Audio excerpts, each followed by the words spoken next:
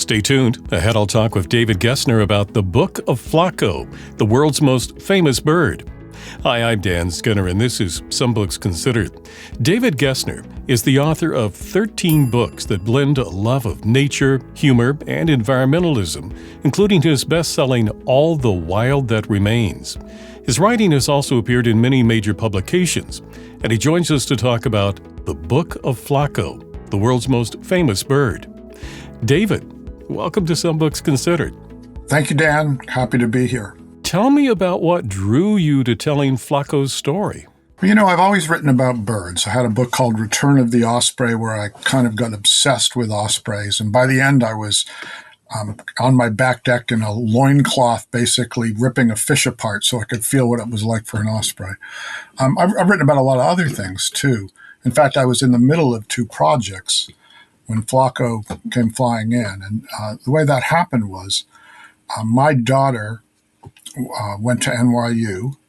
I've never spent a lot of time in New York, but suddenly I was. And my wife, who'd never written about New York, she's a novelist. She wrote a great book called The Christie Affair, was suddenly writing a book about New York. And we realized this was about not letting go of our daughter, who she tracked, by the way, bird-like, on her phone when Hadley went out to nightclubs in New York. So it was in the air.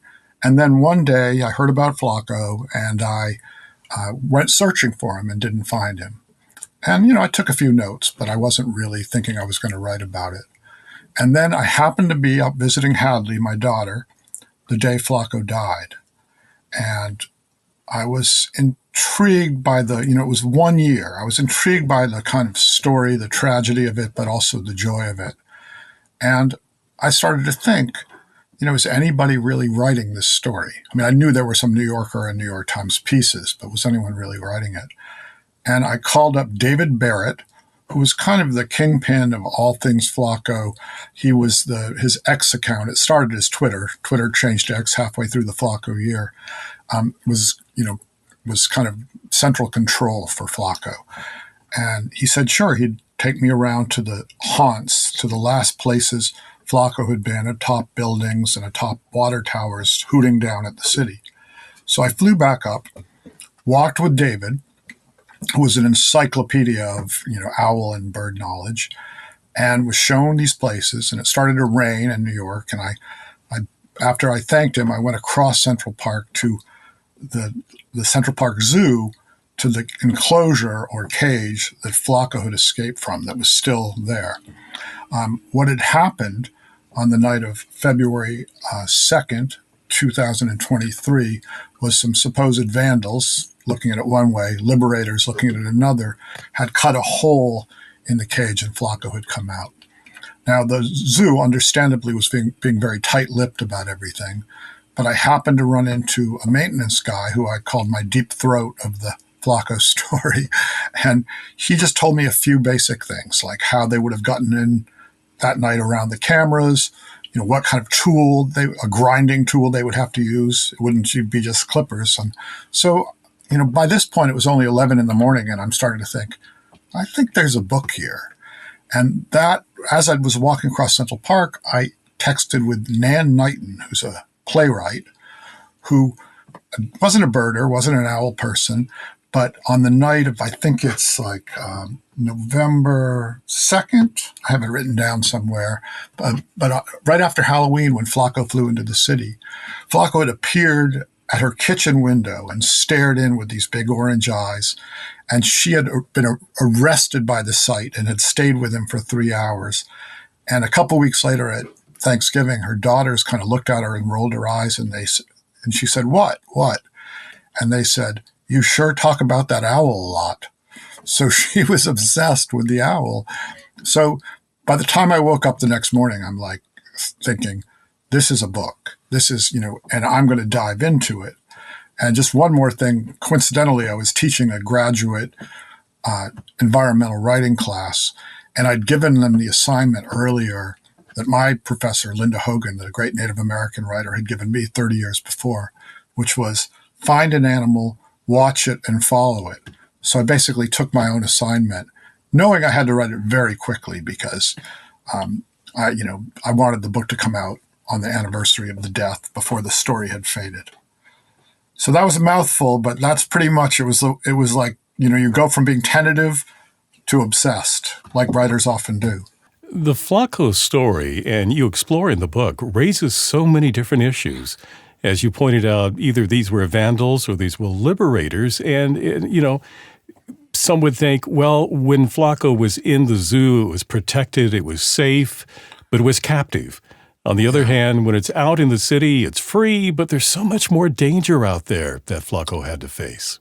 There it is. That's, the danger versus freedom kind of thing, safety versus what I call wildness in the book. And I've written a lot about that in places like the American West and Cuba following ospreys. But this was taking it to, into an urban setting that added all these layers. And I think I just because it's been my life, I often fall on the side of wildness in that debate and freedom. But I think having learned about it, and I was learning as the year went, I wasn't an expert at this, I started to see those first 13 years of Flaco's life, which coincidentally started down here in North Carolina, and then he was shipped up to New York, as very limited. I tried to be fair to the zoo, and I don't think they're going to love the book, but it was, in my mind, I saw it as the size of a racquetball court. Really, it was smaller than that. And this is a big bird. This is competitive with the Blakiston's owl as the largest owl, much bigger than a great horned owl. And it's in this small cage.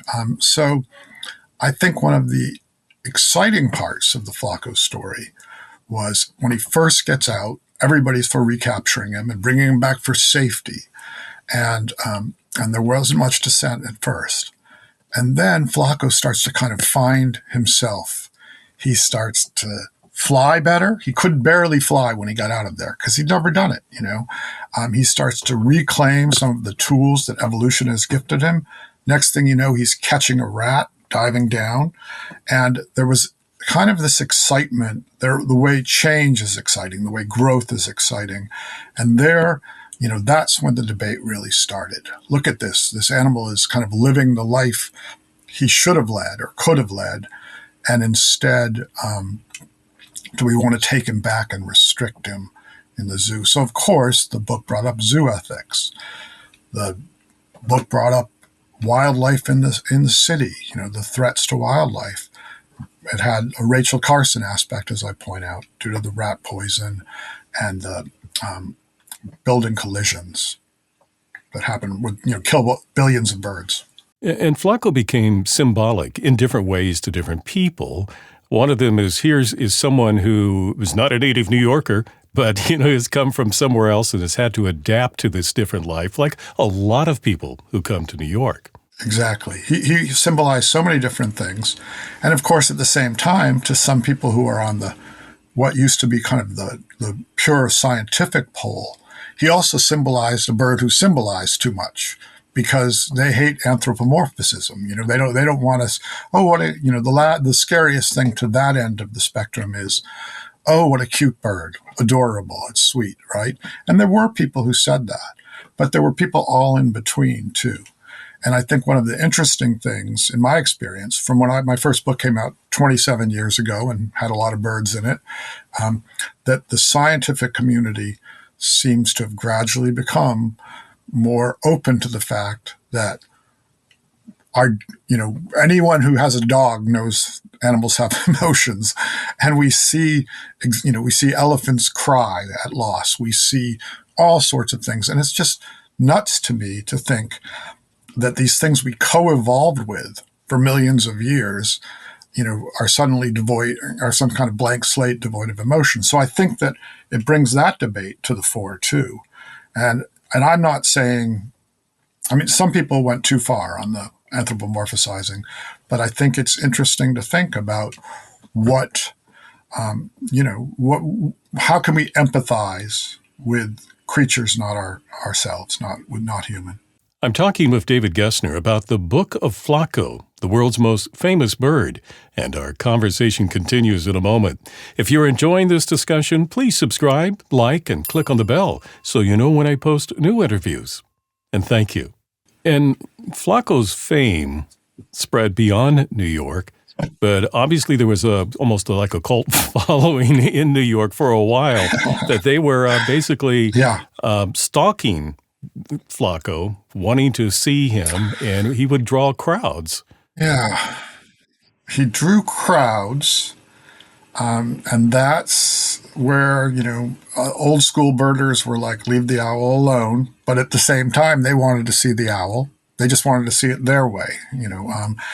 There used to be kind of a dead set rule not to reveal an owl's daytime position, because it needs to rest, because it's nocturnal. And that went out the window a little bit. There's an argument that he wasn't, having been accustomed to having people stare at him his whole life, he didn't seem that bothered by it. He was healthy and strong until the rat poison, and rodenticide, and other things got him. So until he left the park, basically, because there's a law that rodenticide isn't used in Central Park. Now, of course, rats can come in from outside, but mostly probably that got into a system later. So yeah, there was a following, and I try to be fair to them too. I say that my preference has always been as kind of a solitary, old school Thoreauvian nature wanderer. Loved seeing things alone and the excitement of it. But I began to appreciate the group and the community, which was crazy. And it's still there on X. And like for instance, the day I walked from the south to the north end of Central Park, started in the dark. I really wanted to see an osprey, because ospreys are kind of my bird.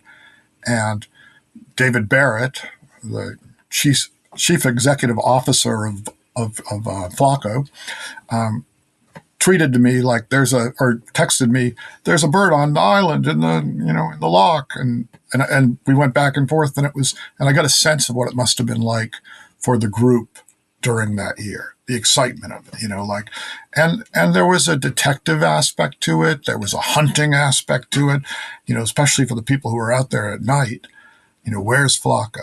And I'm sure sometimes they disturbed him, and he might have been healthier without it, but overall, I think the extreme end of scolders was off base too. And his death ultimately resulted in some new legislation in regard to pesticides and able to protect birds. Tell us a bit about that. It did. In fact, that's what I meant by the kind of Rachel Carson aspect. Taking rodenticide first, rat poison, which is really a problem, not just an urban problem. It's a problem everywhere. It's a very kind of like Rachel Carson with DDT. It's a very invasive and then transferable problem. Like it can seep into the water supply. It killed, a dog, a pet in New York not long ago, and basically what it led to was the attempt to pass something called the Flaco Act, which was right now being experimented with in a couple neighborhoods where they're going to use rat contraceptives in place of which isn't what you'd maybe picture, but it's little pills within pellets. So they're trying to sterilize the rats, basically, rather than put this poison in that affects everybody else. The big issue, though, was the bird was the collisions with buildings. And that led to the Building Collision Act being renamed the Flaco Act. And that is trying to turn lights down in buildings, trying to have certain windows with stripes on them, trying to cut down on the billions of birds that while migrating hit buildings.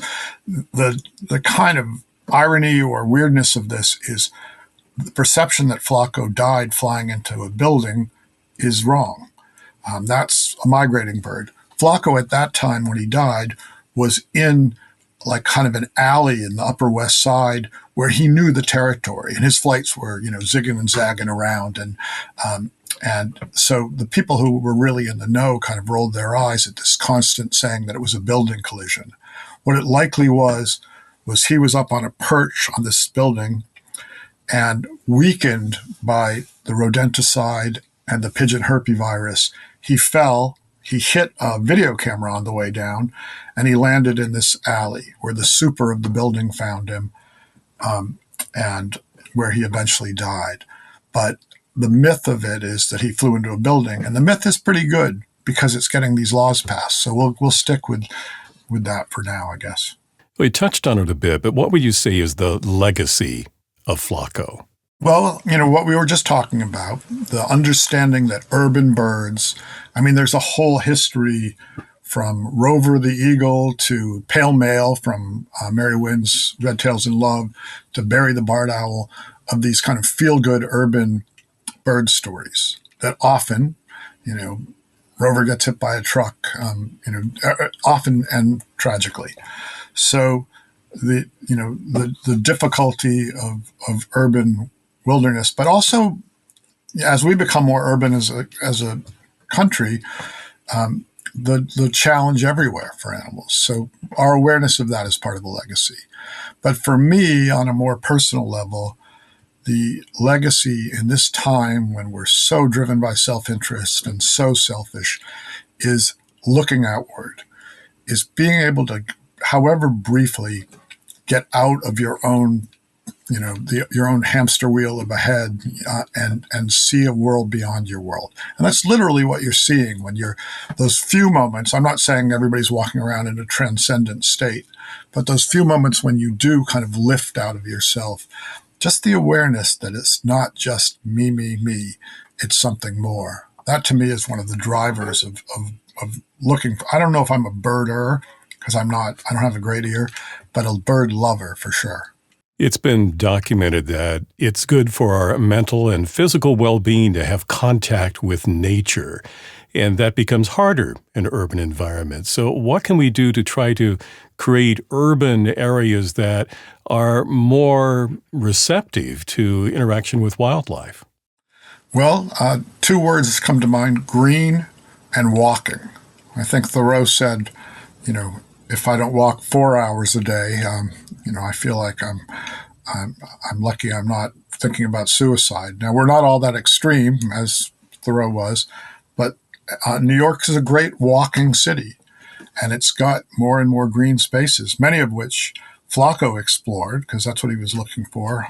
What looks like my native habitat? Oh, the Lock in Central Park does, or the flower gardens on the Lower East Side. Many of them in there. So the more green, the better. Sometimes I walk, 3 miles a day down here in the woods in a more rural setting. But when I'm in New York, sometimes I look down at the phone and I've walked 15 miles. So those are two things that aid that getting out of self, which I think is one of the reasons it's documented, as you said, that nature is a health drug. It really does make us think more creatively. Studies have proven we think better, and sharper, and refreshing the brain. So I've bet my life on it, basically. Well, to learn more about Flaco and all the issues Flaco's story brings up, the book is The Book of Flaco, The World's Most Famous Bird by David Gessner. David, thank you for talking with me today. Thank you, Dan. It's been a real pleasure. If you would like to purchase the Book of Flaco, I've placed a link for you in the description below. If you enjoyed this conversation, please subscribe, like, and click on the bell so you know when I post new interviews. Meanwhile, here are 2 more books you might find interesting. I'm Dan Skinner. Thank you for watching this edition of Some Books Considered.